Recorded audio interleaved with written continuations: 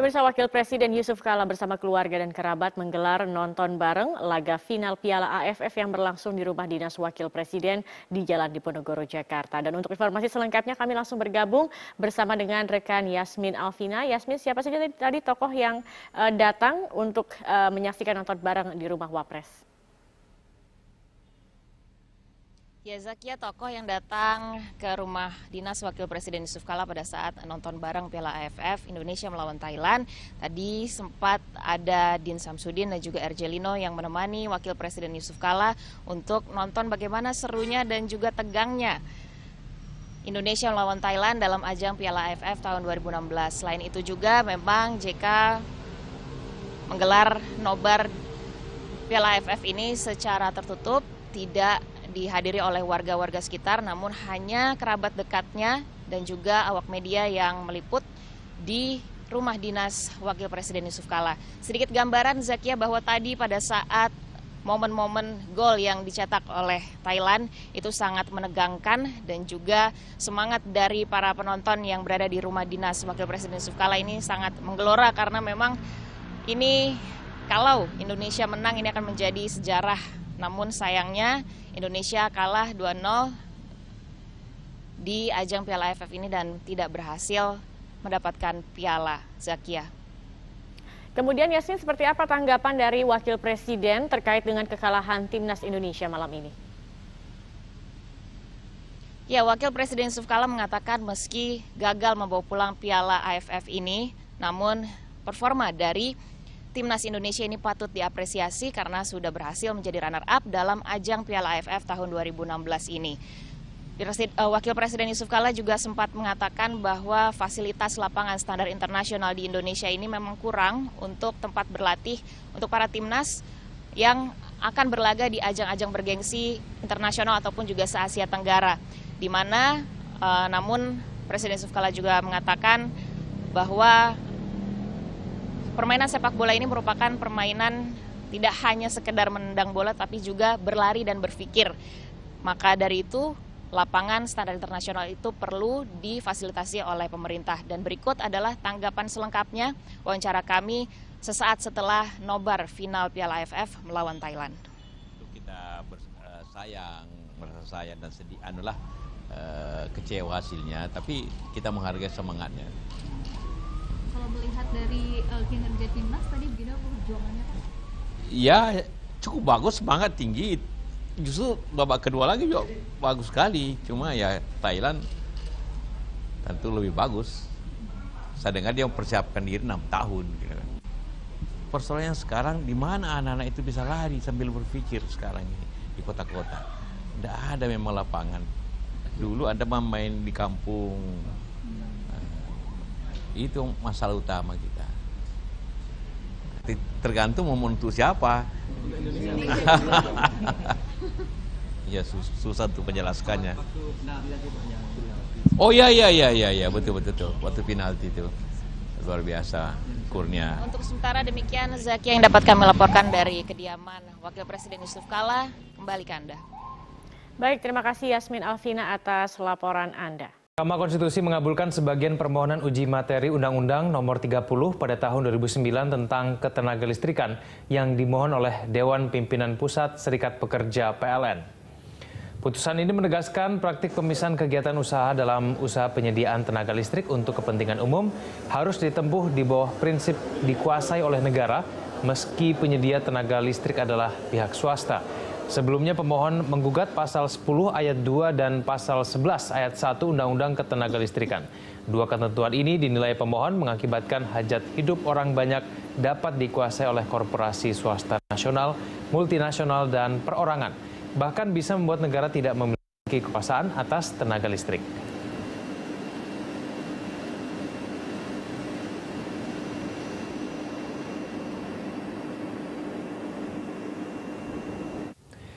Lantas bagaimana kelanjutan program PLN Mini dari pemerintah? Apakah swasta tetap berminat menggarap proyek listrik di daerah? Kita akan membahasnya bersama dengan Ketua Umum Asosiasi Produsen Listrik Swasta Indonesia, Ali Herman Ibrahim. Pak Ali, selamat malam. Selamat malam Pak Kevin, selamat malam pemirsa.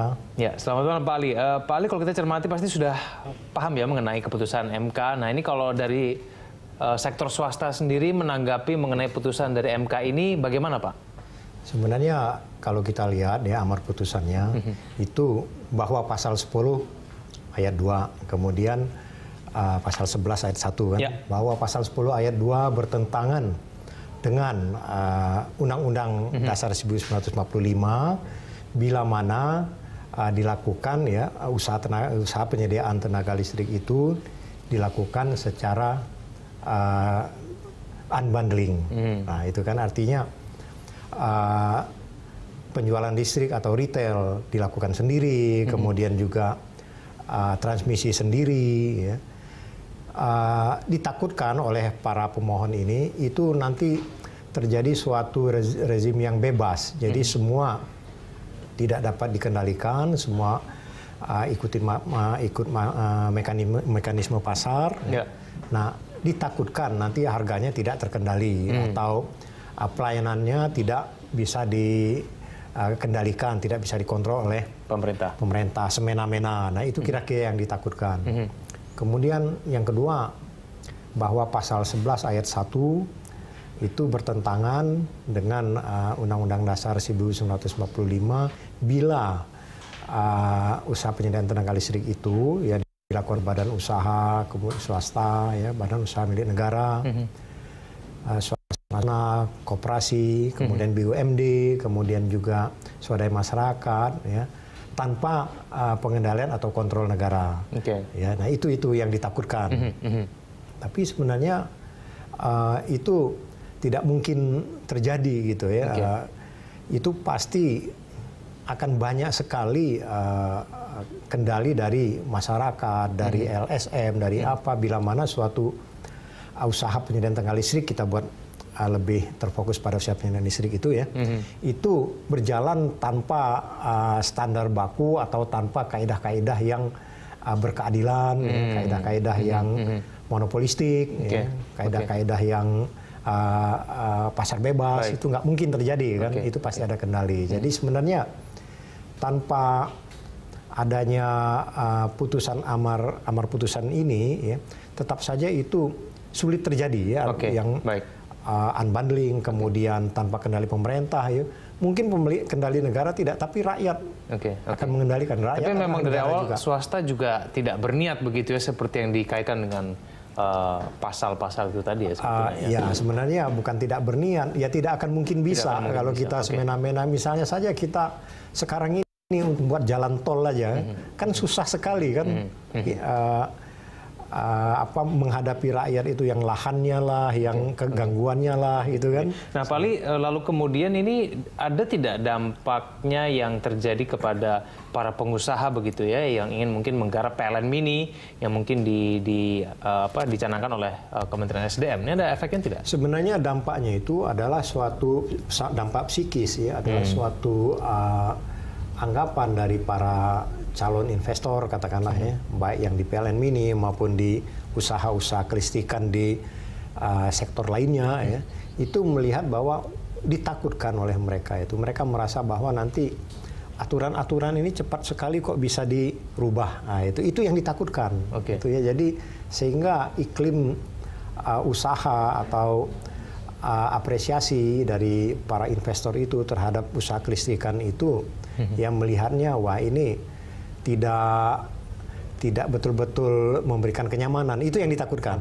Tapi sebenarnya juga nggak perlu takut. Berarti gitu. minat dari swasta sendiri pasca putusan ini menurut Anda tetap tinggi nantinya? Tetap tinggi ya, karena tetap menarik kelistrikan di kita ini, di negara kita ini ya, karena tumbuh, kemudian juga diberikan suatu harga, sebenarnya harga listrik di kita ini ya rata-rata lebih tinggi dibandingkan misalnya kalau kita bicara ke Laos ya, ke Vietnam, di sana sedikit lebih murah ya. Nah ini yang membuat menariknya tuh kenapa Pak? Sejauh ini ya kalau swasta berhubungan dengan PLN sejauh ini ya jual beli listrik itu selalu tidak ada default, tidak ada kegagalan bayar ya. Lancar pembayarannya. Ya kita melihat rasanya memang si swasta itu mendapatkan suatu margin keuntungan yang cukup lah ya. besar tidak juga, tapi tidak juga kecil kan. Artinya cukuplah dibandingkan dengan investasi yang dia tanamkan, gitu, sebanding wajar gitu. Itu cukup menarik. Gitu ya.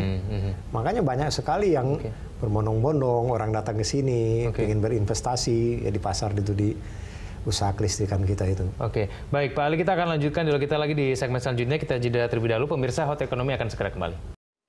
Pemirsa, inilah headline news pukul 1 waktu Indonesia Barat. 4.200 lebih rumah warga di Tuban, Jawa Timur masih terendam banjir luapan Sungai Bengawan Solo. Banjir sudah melanda Tuban selama sepekan terakhir. Pantauan tim Metro TV dari atas perbukitan Kapur di sisi utara aliran Bengawan Solo menunjukkan luasnya banjir. Selama sepekan terakhir, banjir akibat luapan Sungai Bengawan Solo masih merendam 34 desa dari 5 kecamatan di Tuban. Ketinggian air mencapai rata-rata 1 hingga 2 meter. 4 desa diantaranya terisolasi dengan 14.500 lebih jiwa terdampak. Namun demikian, hampir sebagian besar warga masih enggan mengungsi. Sejumlah petugas melakukan patroli keliling menggunakan perahu untuk menjaga keamanan dan menawarkan perahu untuk beraktivitas. Badan Penanggulangan Bencana Daerah BPBD Tuban mencatat banjir tahun ini adalah yang terparah dalam 5 tahun terakhir.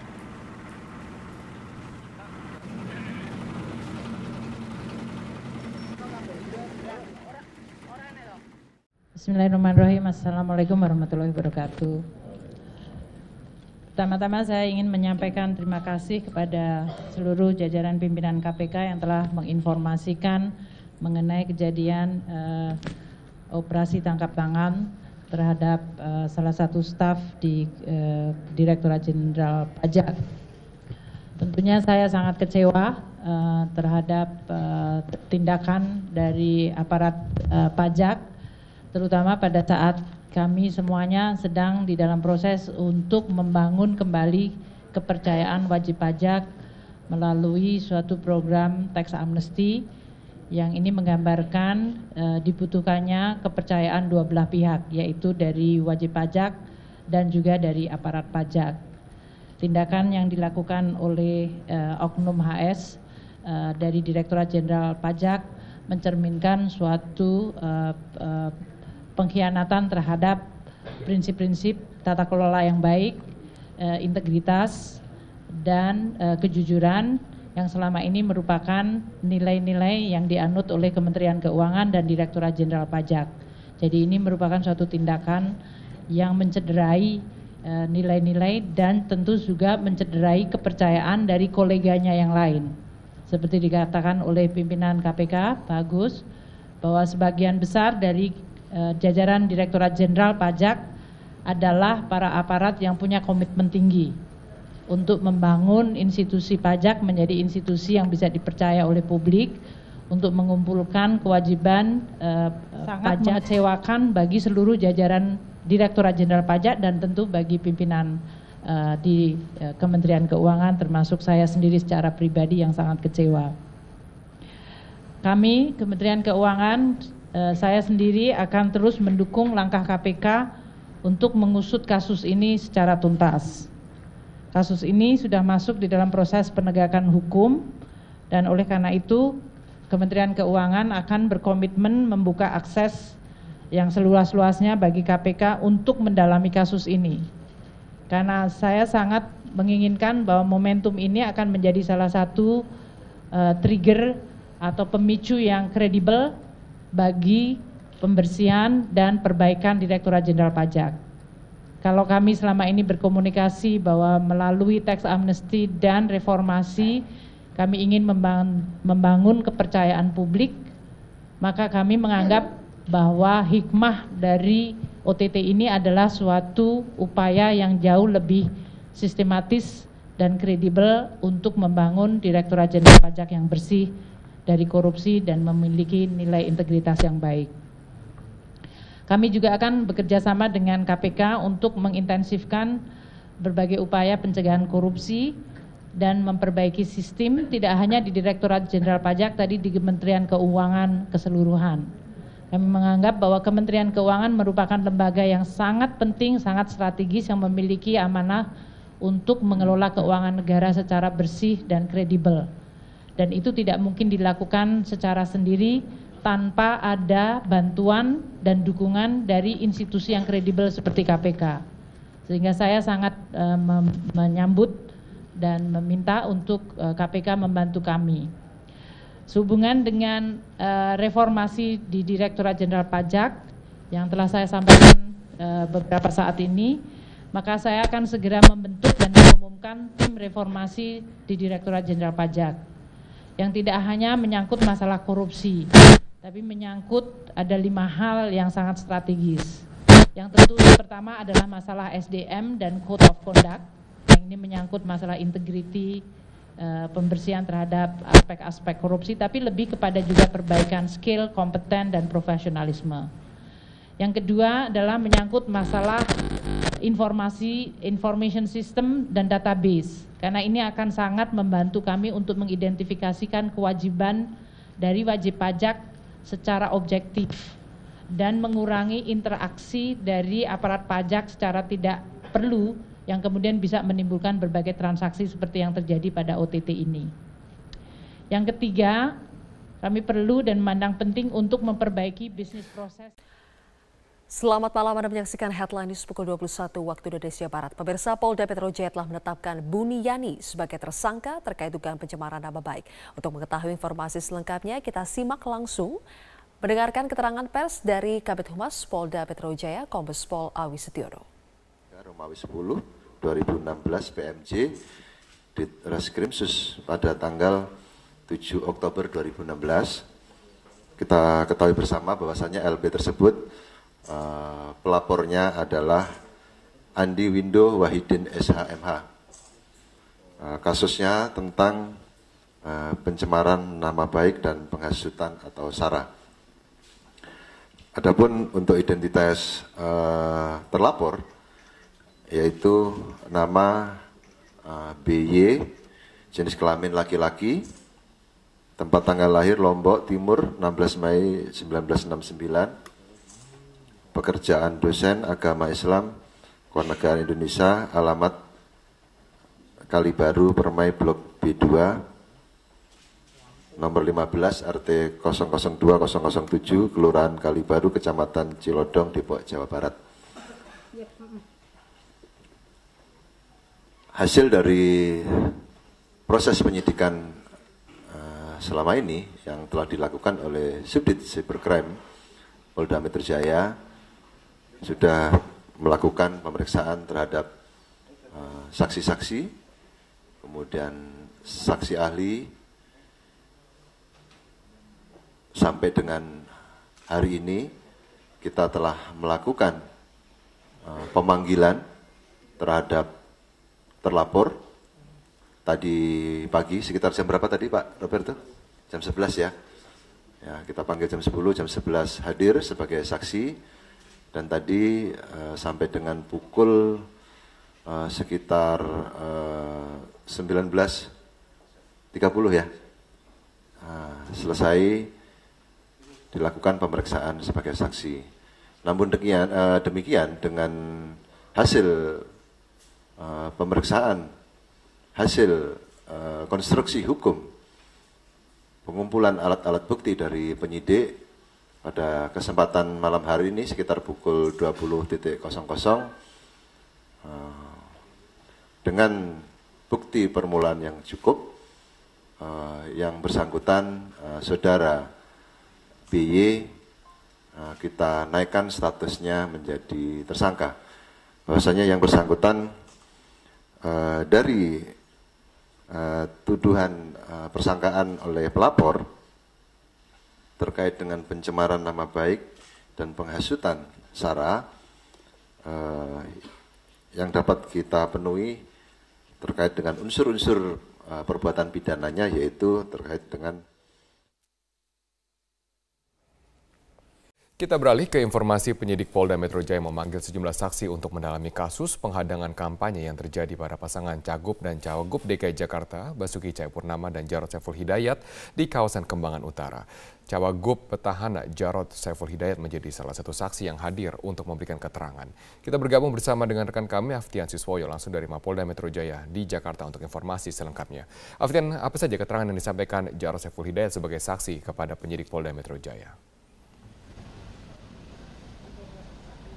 Robert, hari ini Jarod Saiful Hidayat tiba di Mapolda Metro Jaya pada pukul 16 waktu Indonesia Barat, dan Jarod sempat memberikan beberapa keterangan kepada awak media bahwa terkait kehadirannya hari ini adalah berkapasitas sebagai saksi terkait kasus penghadangan ketika melakukan kampanye di kawasan Kembangan Utara. Dan di sini Jarod juga akan memberikan penjelasan serta klarifikasi atas tindak pidana pilkada yang dialami. Kemudian Jarod juga menjelaskan bahwa banyak sekali yang melakukan penghadangan ketika melakukan kampanye di kawasan Kembangan Utara, baik ketika Jarod berada di lapangan ataupun ketika melakukan sholat asar di masjid. Dan dalam minggu ini pihak kepolisian akan menyelesaikan berkas perkara dan diserahkan ke jaksa penuntut umum untuk proses tindak lanjut. Dan selain Jarod, hari ini juga dihadirkan 11 orang saksi lainnya untuk memberikan keterangan. Dan hingga saat ini memang pihak kepolisian masih belum menetapkan tersangka dalam kasus penghadangan yang dilakukan oleh salah satu warga berinisial NS yang disebut sebagai komandan lapangan. Dan tadi setelah kehadiran Jarod, tadi juga hadir dalam pemanggilan hari ini adalah Ketua DPRD DKI Jakarta, Prasetyo Edy, dan di sini Prasetyo Edy mengatakan bahwa mengetahui terkait permasalahan ini, yaitu permasalahan penghadangan ketika melakukan kampanye di kawasan Kembangan Utara. Prasetyo Edy juga meskipun tidak mengikuti kampanye di kawasan Kembangan Utara, namun sebagai ketua tim hari ini datang berkapasitas sebagai saksi. Dan Prasetyo Edy juga menjelaskan bahwa ada beberapa bukti yang dibawa, termasuk yaitu bukti video dan juga beberapa bukti foto. Dan berikut merupakan pernyataan selengkapnya dari Jarod Saiful Hidayat. Terlapornya hanya NS saja yang di Kembangan itu atau ada yang lain?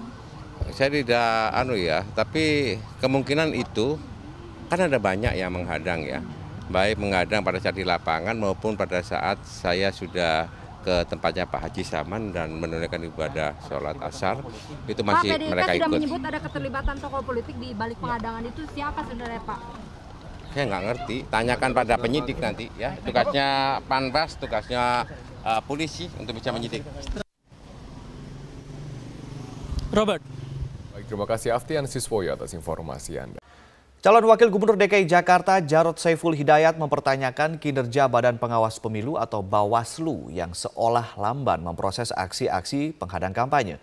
Peneliti Divisi Hukum Perludem, Fadli Ramadhani, menilai Bawaslu dan polisi harus menindak tegas pelaku yang mengganggu hak konstitusional paslon untuk memberikan efek jerah. Main aja ke PDIP.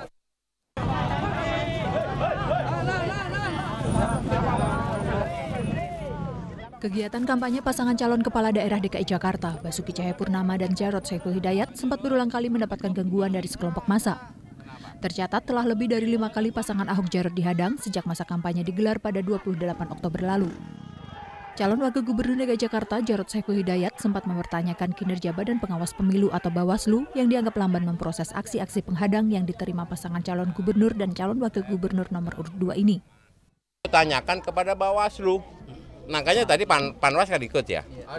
Panwas ini ada belakang ya. Aku bilang ya, harusnya aku kan pernah juga ditolak di sini.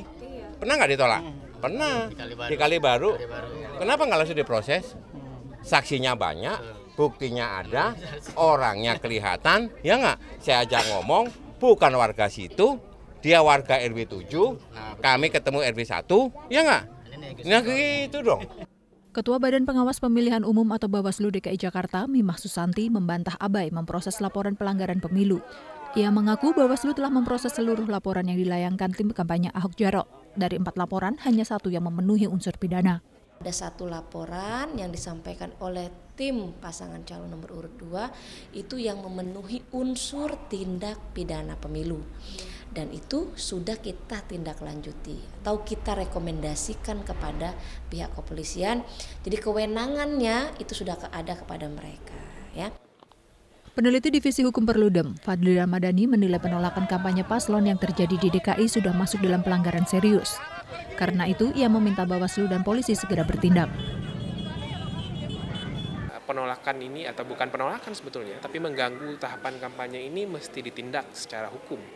Nah, makanya pembelajaran penindakan secara hukum itu nanti akan memberikan efek jera kepada orang yang akan melakukan atau orang yang masih melakukan.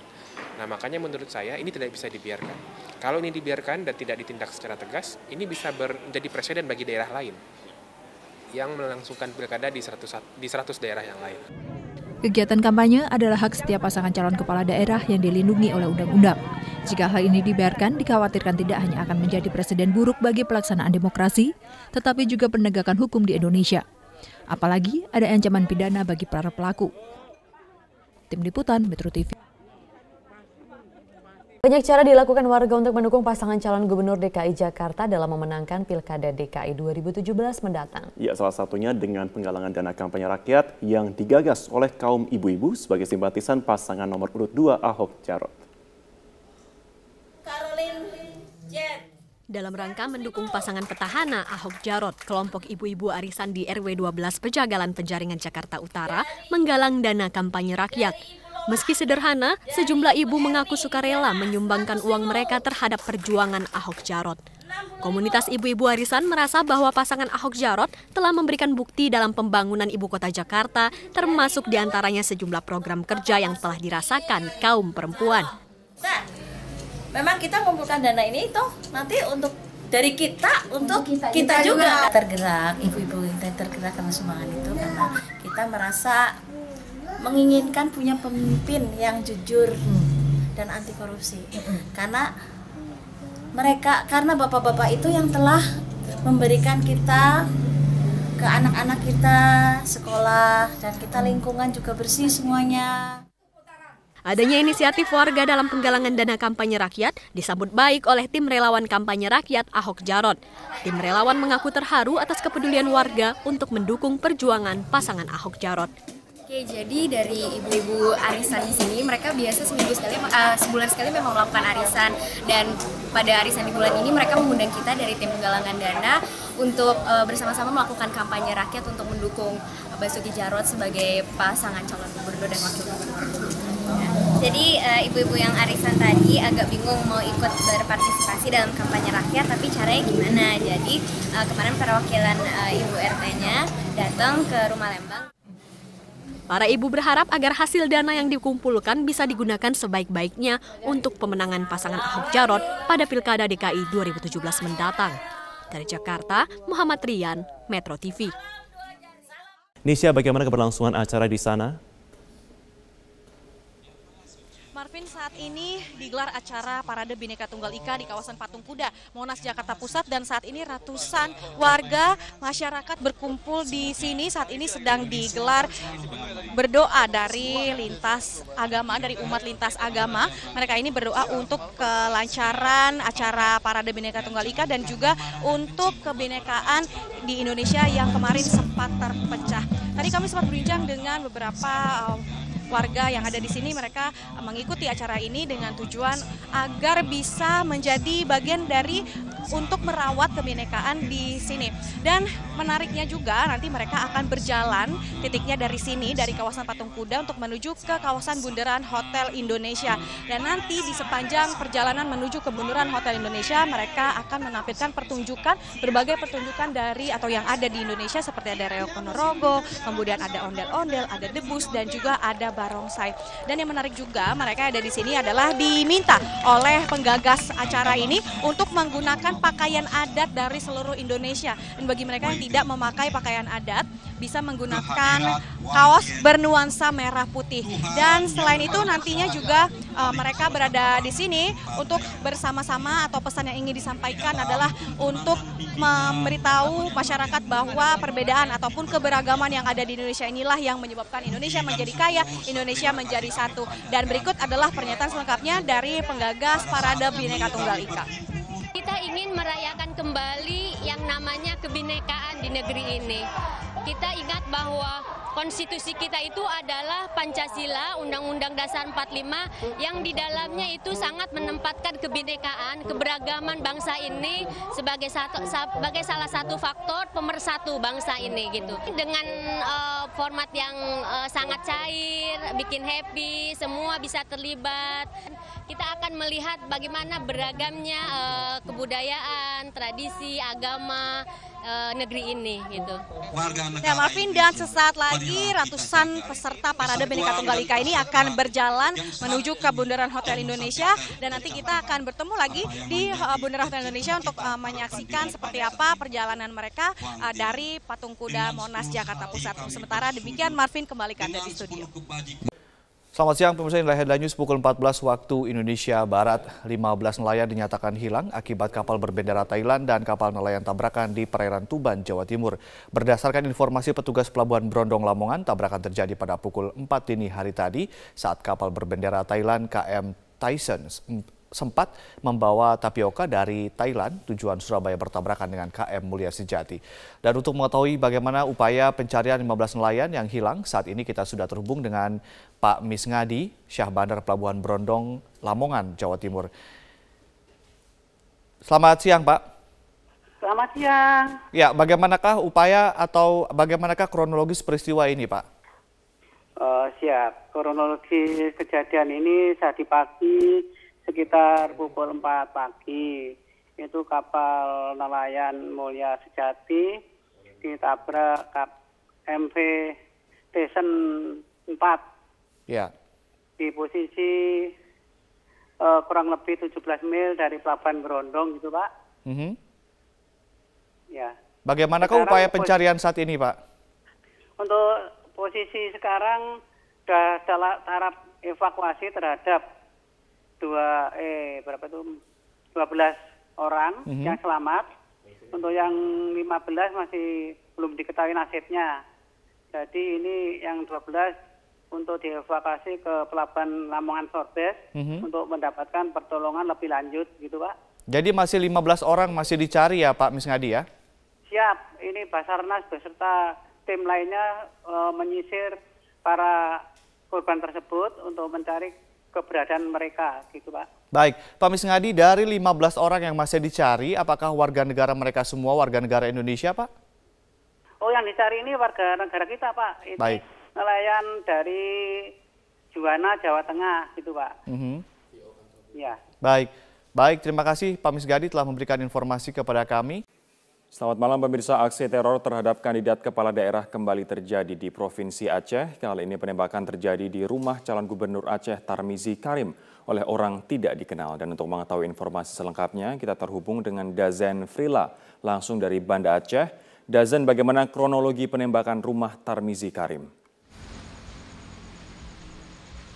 Ya, Rory, dari informasi yang kami peroleh, aksi penembakan ini terjadi pada Rabu malam sekitar pukul 19 waktu Indonesia Barat di kediaman salah satu calon gubernur Aceh bernomor urut 1 Tarmizi Karim, yaitu tepatnya terletak di Jalan Todak Gampong, Bandar Baru, Dusun Piranha, Kecamatan Kuta Alam, Kota Banda Aceh.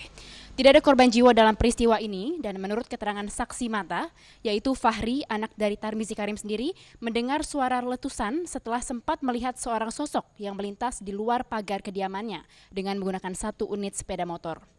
Fahri sendiri tidak mengetahui bahwa suara tersebut adalah suara letusan senjata api dan ia baru mengetahui aksi ini adalah aksi teror atau penembakan setelah diberitahu pihak Pamtup atau pengamanan tertutup Tarmizi Karim bahwa terdapat lubang bekas tembakan di pagar rumahnya yang juga terpantul pada pagar garasi.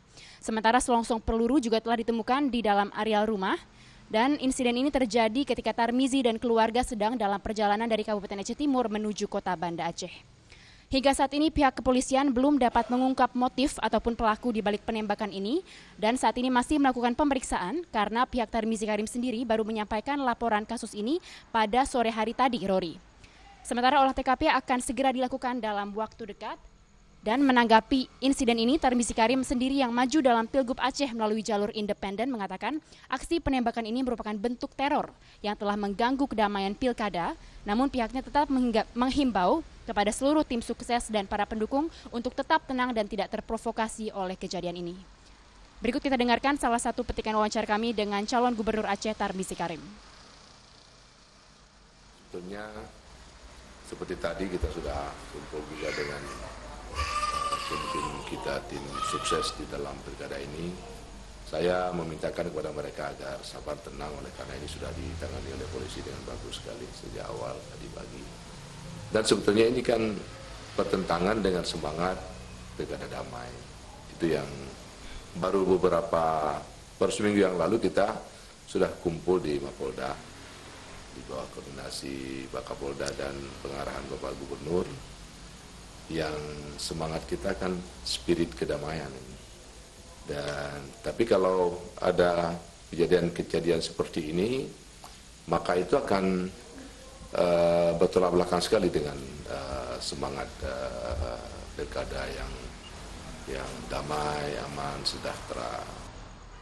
Untuk sementara demikian yang dapat kami sampaikan dari Banda Aceh. Kembali ke Anda, Rory, di studio. Pemirsa, kita bergabung dengan Stella Nau dari Istana Merdeka. Stella, ini adalah pertemuan yang kedua antara kedua tokoh dalam sebulan terakhir ini. Sebenarnya apa yang ingin disampaikan oleh kedua tokoh ini yang pernah menjadi rival dalam Pilpres 2014 lalu?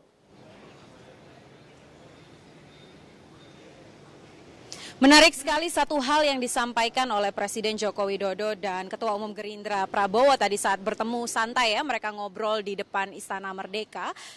Satu hal yang ingin ditekankan adalah bagaimana dalam menjaga perdamaian dan juga kesatuan NKRI ini, itu tidak hanya saja Presiden yang bisa berperan, tetapi juga semua tokoh bangsa juga bisa ikut turut memerankan peran penting untuk menekankan kepada masyarakat Indonesia bahwa NKRI adalah harga mati. Dan ini kalau kita ambil istilah uniknya ya, tadi sempat disinggung juga oleh Prabowo, ini adalah kunjungan nasi goreng berbalas ikan bakar. Artinya kemarin pada akhir Oktober ketika Presiden Joko Widodo berkunjung ke Hambalang itu disediakan nasi goreng, namun ketika Ketua Umum Gerindra Prabowo hadir di sana, kali ini dihadirkan ikan bakar. Seperti itulah suasana hangat dan juga akrab yang digambarkan oleh mantan rival antara Presiden Joko Widodo dan juga Ketua Umum Gerindra Prabowo. Selain itu juga tadi Presiden Joko Widodo menyampaikan bahwa sayang sekali kalau hanya perbedaan politik, kalau hanya perbedaan pandangan dalam sebuah